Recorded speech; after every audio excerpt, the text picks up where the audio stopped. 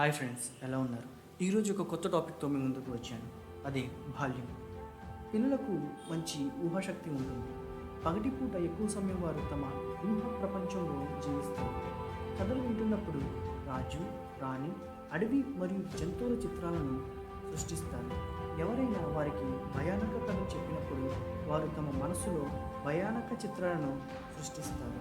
కొందరు అజ్ఞాత తల్లిదండ్రులు తమ పిల్లలను బెదిరించినప్పుడు వారు దెయ్యాలు మరియు భూతాల భయానక చిత్రాలను వాళ్ళ హృదయంలో సృష్టిస్తారు. టీవీలో కార్టూన్లను చూస్తున్నప్పుడు కార్టూన్ల చిత్రాలన్నీ పిల్లల మనసులో ముద్రించబడతాయి మరియు అవి చాలా కాలం పాటు అక్కడ ఫ్యాంటసీగా మిగిలిపోతాయి.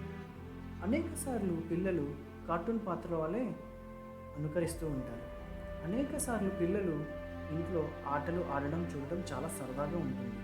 కొందరు తల్లిదండ్రుల పాత్రను పోషిస్తారు, మరికొందరు ఉపాధ్యాయుల పాత్రలను పోషిస్తారు పిల్లలు.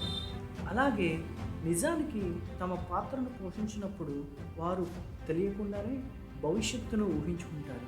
ఈ ఇంట ఆట ఆడుతున్నప్పుడు వారు ఏ వస్తువులు లేకపోయినా ఆహారం వండినట్టు, మంచినీళ్ళు తాగినట్టు చేస్తూ ఉంటారు. శారీరకంగా ఏమీ లేనప్పటికీ వారు ఈ ఆటను సాధ్యమైనంత వాస్తవంగా ఆడతారు. వారు తమ సొంత కళలను ఇంటిని సృష్టించుకున్నామని